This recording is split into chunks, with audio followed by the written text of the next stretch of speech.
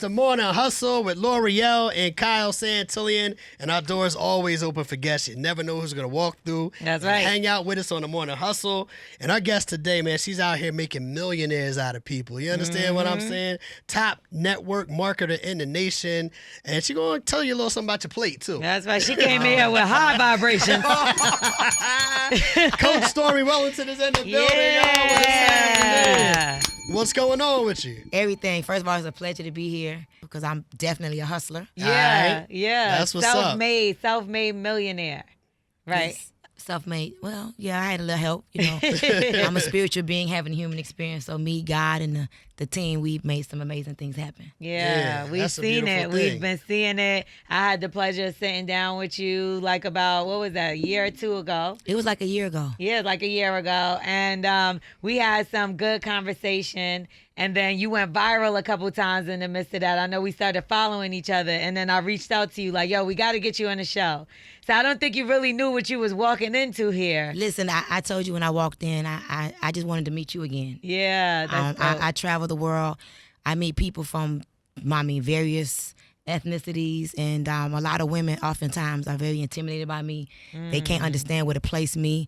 They don't know if they should be my sister, my friend, hate me. Yeah. They don't know what they should do, and so it's kind of hard to, get into women. But when I actually met you that day, your energy, you was so open, you was so free. We just started talking. I felt like you was like a sister. That's and fire. so when DJ told me to come up here, I thought we was going to like a garage. I didn't care.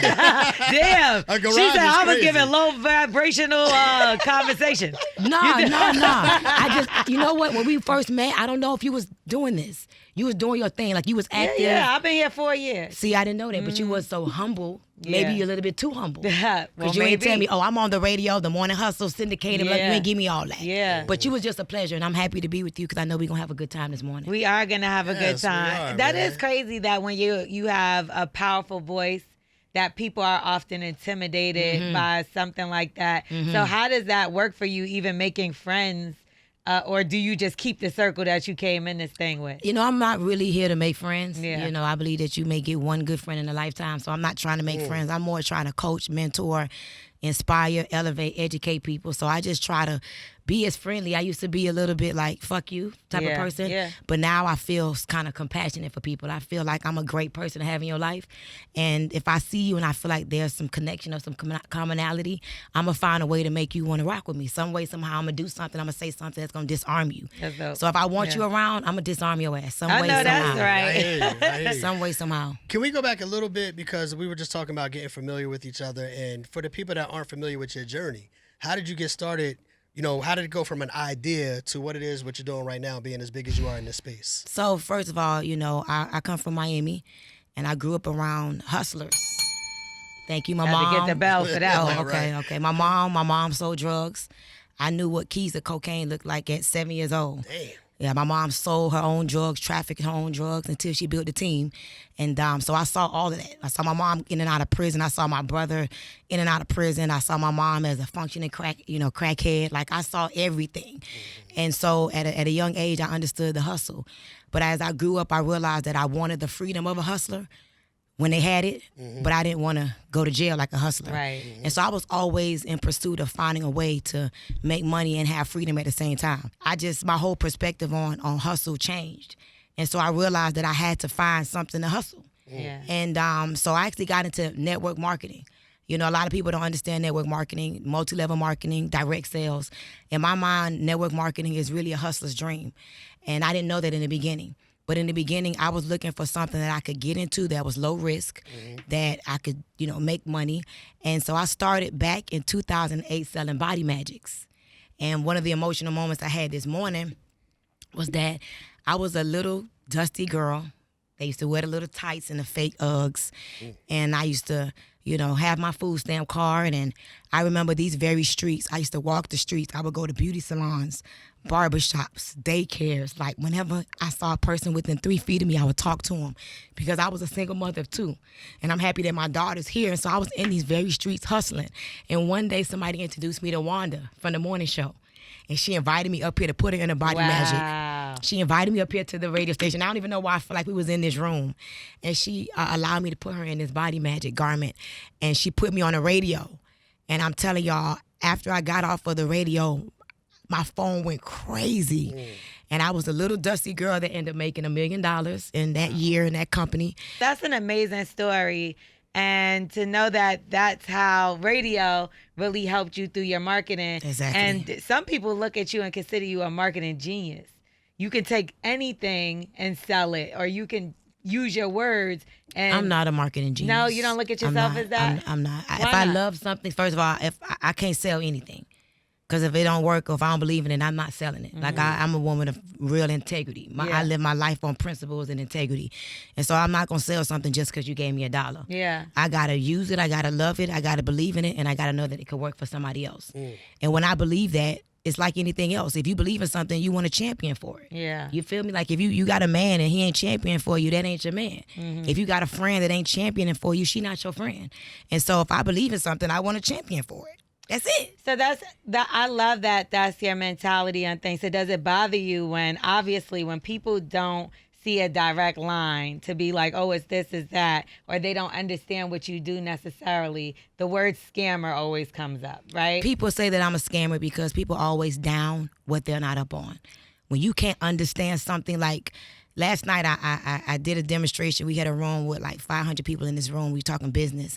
And the top 3 products that made me millions of dollars, I threw it on the table and I said, imagine somebody walk up to you and say, you're going to make millions of dollars with this. And everybody just bust out laughing. But that's my reality. I made over $51 million in the last 9 years. I coached 38 people to millionaire and multimillionaire status. I live the life people dream of. There's nothing I want that I can't have. My next big goal is to buy my plane because I'm going on a tour and another tour. That's right. And another tour, and I'm tired of flying commercial. But people say it's a scam because they don't understand it. Yeah. And so it don't bother me. It used to. Yeah. But now it just makes me compassionate. Let me help you. Because I used to think that too. So instead of getting mad, it's like, let me figure out a way to get you to understand what I do. Because what if you could be that next millionaire? What if this could be the vehicle that changes your life and I'm mad at you because you don't get it? No, my job is to make you get it. I'm going to make you feel me and make you understand what I do. And then if you still don't want to believe, then that's not my business. Yeah. Is there a time when you're talking to people that are skeptical like that they have, is there a thing that gives them an aha moment and then they get it? Of course. I was skeptical at first. But I love what I do because the products that that I sell, you can feel them. Like if I give you this product and you take it, in 15 minutes, you're going to be like, what did she give me? You're going to be looking for me. So I don't have to convince you. You're like, damn, this is dope. I get some more of this. Right. So I don't explain or sell you. I give you an experience. I sell the world's most amazing detox, the best cleanse in the world. I'll make you a cup right now. You think you're drinking juice. But in 6 to 8 hours, you're going to have to use the bathroom. And you're going to be like, damn, I could do that again. Did you bring some for Kyle? I bought some for both of y'all. I bought some for all of y'all. I For want sure. that too. But We're on a fitness and weight loss journey right now anyway, right? So is it like whoever loses the most amount and then they win the money? Yes. So that's a great motivation. Yes. What if they cheat? Well, sometimes some people said that you kind of cheated on your fitness journey. Do you think that that's cheating when you do surgery? So yeah, I think it's cheating when you do surgery. but let me explain because I did surgery. Okay. But I lost weight first. The people that I connect with that do what I do as a business, they've lost the weight first. If you lose 80 pounds, 100 pounds, you got hanging skin, and you got some money, you gonna keep that skin hanging? No. No, you're gonna be like, I'm about to go get the nip tucked up. And working out is not gonna fix loose skin. It can, but it's gonna take forever. And most people are like, no, I got a couple of hours, chop this off, clip this up, and sew me back up, and I'll be healed. But they've lost weight from the product first. But it happened during a time where you did that around the same time DC Young Fly's wife passed away. Literally, when I was in Colombia, so my surgery was to remove butt shots. Okay. Okay. When my daughter was about a year old, which was 23 years ago, I used to be a stripper, and I needed to make sure I was competitive, and so I got butt shots, and the basement butt shot. real come to the house with the crazy glue and the cotton balls Yeah. and to sit in the baby oil to soak it off in the tub type butt shots, and you go to work the same day, no blood test, no work, you don't know what the hell they putting in you. Yeah. Those kind of butt shots, the real kind. I'm the real. You like, I had the one. Them the kind. girls used to be on the ground going like this, trying to make their butt soft, saying that the ground had not the BBL, but the bootleg kind. Okay. And so I got them removed, and I was in Colombia, like maybe day 3, when I heard about what happened to DC Young Fly's wife. So it definitely hit me real strong because my surgery was very life threatening. They literally peeled my butt back, took out Oh, my almost 3 Lord. pounds worth of substance, oils, and like 3 pounds worth, and sewed me back up. I couldn't barely walk. I had to stand up and use the bathroom for like a month. Yeah, it was serious. So, Did you get it removed because of health issues, or it was just you didn't like the way it looked? yeah, I didn't have any complications. Mine started deforming, so my butt looked real crazy. I didn't like how it was. It was crazy. It was not cute. Do you know the Right. person that did the shot still to this day? Did Uh-huh. you, Yeah, but I know. no issue, no. Why? What I'm gonna do? I knew what I was getting myself involved with. I Yeah. knew it wasn't no real. The first person is in prison right now. Okay. Till I did it twice. The first person is in prison right now, serving I think maybe a 10-year sentence because some people died from the procedure. The second person is still doing it somewhere around. Wow. Still, people are still getting it. Yeah, people still getting it, I girl. was about to Why when ask you there's a about that. BBLs? They could Right. just go Because do the BB, y'all gotta understand, when you do butt shots, there's no downtime. So you could get butt You shots did in the say morning, that. go to work that night. BBL, you got to do blood work. You got to be down for a month. No, if I'm a stripper or I'm trying to get some money, I'm gonna get my butt shots today, Monday morning, and Monday night I'm going to, soak in the tub and I'm outside. So it's no downtime. It's quick turnaround. It's like it one of- microwavable. Is it one of those things you kind of regret doing, or do you kind of like it just? I mean, is I don't what it live was my at the life. time? I don't live my life on regrets. I mean, of course, I wish I didn't do it, Mm-hmm. but I don't think like that. And I think I went through that so other women could know that don't do illegal butt shots. So that's why I put my whole story out there Yeah. in case a lot of women have done it and they're not going to realize the ramifications of it for like 10 to 15 years. I didn't start seeing deformity until like 15 years later. So I want to be able to leave a legacy in many different ways. So you can watch my videos for 50 more years and know what I went through and be able to handle the situation yourself. And that's a different situation because when you break it down like that, it makes so much more sense because health and fitness is something that you push and you're into. And if you have something inside of your body that you're not comfortable with, that's deformed. Like Exactly. obviously you would do surgery, but knowing that someone had just passed away from doing something similar and you're still recovering. Oh, my God. What was your mind like at that time? And I then was still sad. having to be motivational for the people that follow you at the same time. You know, I didn't know her, but I was so just hurt. Like I was angry. I was like, what went wrong? I was calling, asking people, do y'all know anything? I was just so, into her story.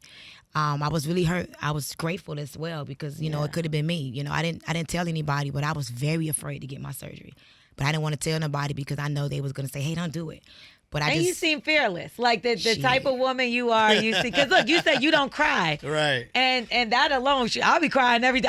Kirk Franklin just had me crying about an hour ago. Right. Everything makes me cry. So, how did you stay strong through that? though? So, I have a lot of things that I do to stay elevated mentally. I have my formula every morning. I pray, I meditate, I speak affirmations, I listen to audio books. I couldn't work out, which was so challenging because working out really, helps me stay sane. And so I stayed in my personal development during my downtime and during that whole experience, even with, DC Young Fly's wife. I just stayed into Stormy. I did a lot of self-care, a lot of meditating, a lot of writing down what is my next step, what I want out of my life, what is this new chapter going to look like now that, I have this substance out of my body. I feel freer. Like I feel like something happened, and I believe it's a combination of all the things that I do. Like I'm big on meditation. I'm big on learning something new every day. And so I have a lot of things that I do to stay where I need to be elevated. I kind of just felt the way for you because it was during that time the blogs were picking it up. And they were like, well, she's explaining her journey while this is happening. Like it was insensitive. But I'm like, these are two different things that are going on. And if you don't know that person, you're still going to go through your journey and, of course, feel compassionate for what they're going through. But this is what you're going through. And you also were suffering in your own way. So you had to do what you had to do. But I don't understand the backlash from that. So I honestly know what my perspective was. I know that I was going through that situation in real time. I believe that if more people follow my journey, it will prevent untimely deaths. Right. For example, one of the things I covered, my doctor did a lot of tests on me. My doctor wouldn't even do the procedure until I had all of these tests. Yeah. So that's huge. I don't know what happened with her, Yeah. but I know I did a lot of tests. So I don't know if that's the case with all these other doctors. So when I went to Columbia, number one, I did a lot of tests. So I wanted to show that. So if a person goes to possibly get a procedure done and they ain't not getting no tests, I want them to be like, hey, wait a minute, what's up? Yeah, something ain't right here. Yeah, I need to get some more tests because Coach Stormy said this. Plus, I know that in real time, there were women at that time that was thinking about doing different procedures. Yeah. So it's like, hey, okay, you saw one woman pass away. You see another woman over here fighting for her life mentally by trying to speak to herself and pray over herself and all that. So to me, it was more about compassion and helping people.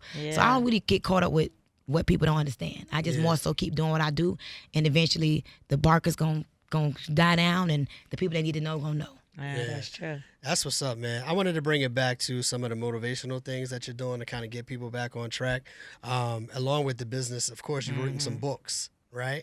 And 9 Laws of Success.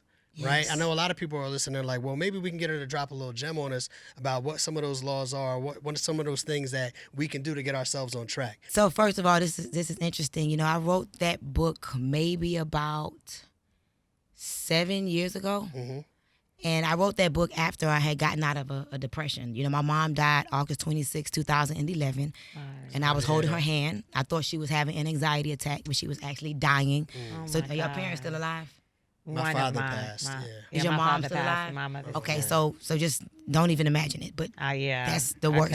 So that was my best friend. So I thought that, you know, she was just having an anxiety attack. She ended up dying.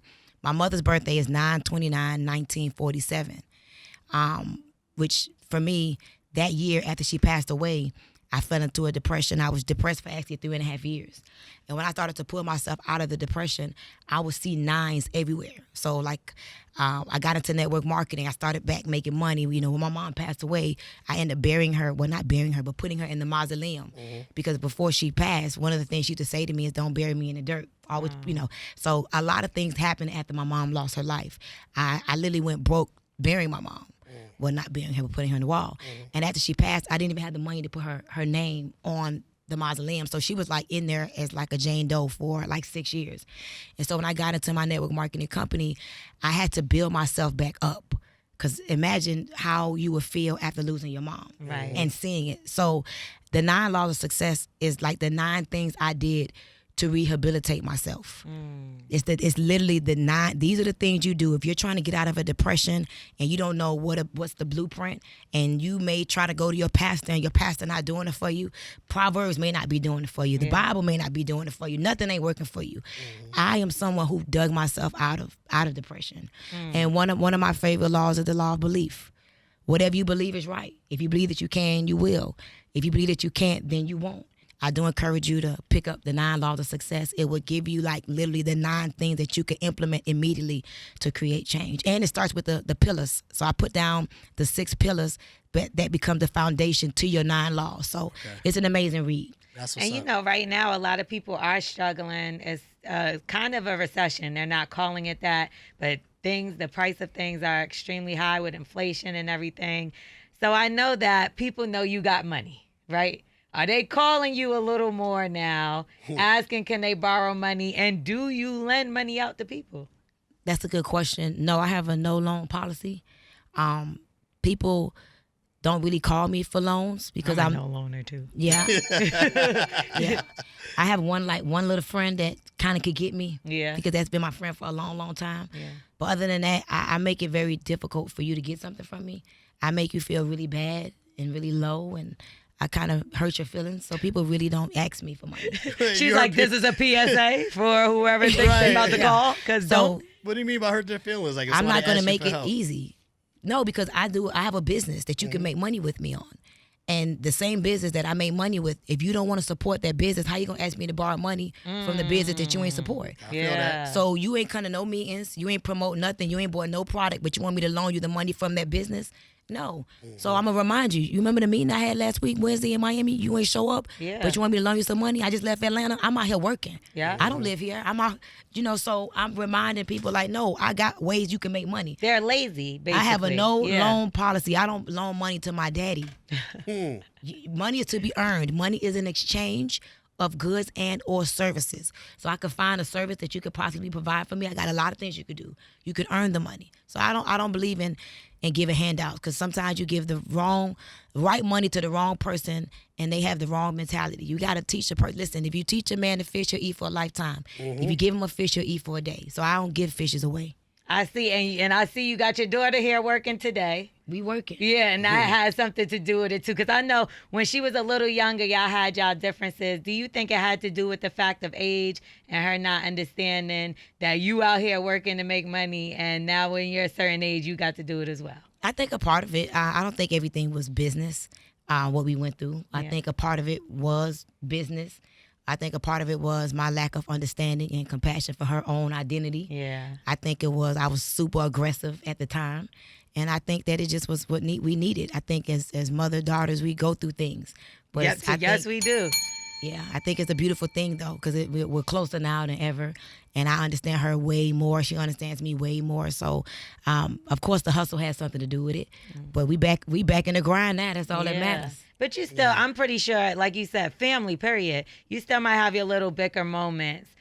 Is it just better the fact that you're like, all right, social media all the way over here when we have our little differences? Because sometimes it is like, Kyle might get on my nerves, and I'm like, yeah, people with green hats. I can't stand them today. You use a meme to get on his nerves. You get what I'm saying? You put up a little sub message. That's funny. Is that something that y'all have agreed to, like, all right, we're going to step off of that when it comes to any differences? You know what? I didn't think about that till right now. I think, you know what? We don't really have no differences no more. Yeah. We really don't. So I'm a like a life coach. I live my life, and my real examples is what I talk about. So if I experience something with you, I really can't help it. It's in me, right? Yeah. It's not on me. So if I go through something and I so happen to use a subliminal, only you gonna know. Yeah, that's because only true. me and you know. So I don't say her name. I would say the person's name before and give them some clout and all that. I don't say their name no more. I just talk about the situation, and you can't get mad no more because you know, damn, I'm the only one knows she's talking about. It's gonna eat them up. That's good. So I think our situation has changed so drastically that if something does happen, I talk about it vaguely. Just, you know, and if it's meant for her to get something from it, it is. But really, we don't really have no issues anymore. Yeah. You checked your friend about that plate, though. Right. Very low. That wasn't my friend. Oh, okay. See, that's a part of the problem. Okay. See, that whole thing, that's a part of the problem. That was not my friend. Okay. So people, we developed a friendship, but she's my student. She's my mentee. She's my business partner. She's someone that I coach. That makes more sense now. Yeah, so it's a lot of backstory that people don't understand. I was doing what I'm supposed to do as her mentor. Right. That wasn't me checking my friend. And they was like, that's how she talks to her friends. But now that you're saying you were schooling her, it comes in a different perspective. I was bugging a little bit because to me it just looked like a regular cookout plate. But that's why you got to drink some of this fitness So y'all stuff. want So to talk to understand me- what happened? talk to me Y'all about want to the understand what happened? Yeah, break it down Okay, for good. us. All right, I'm giving it to you, right? I met this girl when she was homeless. She was sleeping in her car with 3 children. She had just got divorced, and she was struggling. Our first conversation happened about 7 years ago, and she asked me, hey, should I pay my car note, which I live in my car, or should I invest in this business with you? I had already kind of saw a lot about her personality, and I knew she was a hustler. In that moment, I had to make a decision to help her believe in herself more than ever, but she needed my belief. This is 7 years ago. I told her, no, don't pay your car note. Use that money and invest in this business. That's scary to tell somebody that. But that means I had to have a lot of belief in what I was doing. To tell a woman with her 3 kids, that's all she had was to start a business, right? That's crazy to tell somebody that. Yeah. So that's what I did for her. She ended up getting in the business, and she became a millionaire. The girl made over $3 million with me in the last 8 years. And so that weekend was my weekend called Girl Hold My Hand Winning Weekend. She's a leader. She's a multimillionaire, and people are coming to this event to learn from us. I believe in life, things are not always taught, they're caught. People are watching every single thing we do. What y'all don't know is that before the low vibrational plate that went public, that was her second plate. Your plate is low vibration. They put it on my plate. That's a part of the issue. That's why you're feeling the way you're feeling right now. That's why you're dealing with some of the things you're dealing with, because you need to stop letting people put stuff on your plate in real life. Ooh, see, okay. I'm not talking about. See, I don't know what she had just went through. She had just lost her aunt. She does a lot for her family. They pulling on her. She has no mother. She has no dad. She's already calling me about things she's dealing with. That's the problem. Stop letting all these people give you their problems. That's not your problem. And I could tell that's why you're doing this, and you're doing this because look at your plate. Your plate is giving me that you letting them put stuff on your plate. So that was way deeper than everybody could have ever thought. It was a metaphor. It was the lie. It was her life in real life. And so, it went crazy. I'm grateful for that. A lot Young of people, Miami, everybody turning down their plates. Every Thanksgiving, y'all gonna be thinking low vibration plates. Nah, Thanksgiving don't count. You know, Thanksgiving don't count. Every damn day count because every day y'all gonna think about me and them low vibrational plates. So I made my name great. That was free marketing. I thank everyone. She lost weight. She looks good now. She making more money. She just got her honorary doctorate, and so and we still hanging tough, and we still do our thing. During Thanksgiving, I'm thinking more so the yams, jams, potatoes, and I'm not low vibrational, like more towards summertime. No, I got you. When I you got break you. down the whole story. Just and what don't it forget meant. about me. no, I never. High vibrations. Yeah, that makes much more sense. It makes more sense, yeah, all right? It Thank definitely you. makes more That's sense. all. How So does that work for guys with you though? Like, I know that men are certain men, not all, are a little intimidated by a woman that not only has a powerful voice but also has her own, right? So when it comes to men in your life, have you had any troubles or has it been pretty easy for you? no, it was hard. I had to learn how to pick the right man. I didn't realize until just recently how men are feminine. There's men that operate more from their feminine, and that doesn't mean they're gay. Yeah. It doesn't mean they're metrosexual or none of that. Some men just dominate more as they're feminine. And so once I learned that I can't have a man that his dominant personality is feminine. Yeah. I need a alpha man that looks at me like, oh, she's cute. Yeah. She's aggressive, but she a boss. She's cute. She just handling her business. But the right man would make you want to separate your feminine from your masculine and know that being in your divine feminine is powerful. So my guy now is very masculine. Because you switched up since I last Yes, saw child. you. Yes, okay, girl. I wasn't sure, Yes, but girl, I I hadn't sure seen did. him I anymore. sure did. Yeah, he's gone. The Okay. old one is gone. Okay. And the new one is the one. So and let I me can ask you feel your it. He's not feminine. I'm sorry. Let me ask you But you laughing at? when you're dating, when you're dealing with these guys, like, what is it that determines for you? Like, what do you see that says, okay, I'm putting him in the masculine category or I'm putting him in the feminine category? I can tell y'all one thing that's so real, and this you'll never forget this. And one of my very, very wealthy friends taught me this, and I'm not gonna say his name. If a man walks slow, talk slow, and sleep late, you better run fast. Walk slow, Talk slow, and sleep late. You better run fast. The sleep late was enough for me. You could Yeah, only the you sleep only had to late. name one of those things that'll make me run away from a man. That alone, if I would have really taken his advice years ago, every man that I met love that was that. ever super feminine, they always walk slow. That's interesting. I'm telling you, pay attention. Yeah. I watch you start watching. You watch your friends that's not gay or not, they walk slow, they talk real slow, and they sleep late. Yeah. That's great. That'll bring you So down. real talk. That's one of the things Yeah. that I learned. And then, a lot of men these days, you got to be careful. A lot of men are not looking for love; they're looking for help. So. And they could pretend real. Men starting to do like what the women do. Pretend. Yeah. They could pretend real well. And so if a man don't have, I call him Chris. He got to have Chris. He got to have credit. He got to have a health routine. He got to have some kind of real estate. He got to have some type of investment that allows him to make money in his sleep. And he got to have support, which means he got to have some brothers, some friends. There's a lot of men that don't have Yeah. no friends. Got 4 Think out of about 5. it. But you walk slow and you sleep late. No. Which one you do? You know damn well we ain't sleeping right around here. So for real, pay attention. For sure. Yeah, I know that's Hustle. right. We I'm appreciate with you in coming that. up today, man. Coach Stormy hanging out with us on the Morning Hustle, man. Yes. That's what it is. I appreciate you so much. Thank you. We are the Morning Hustle.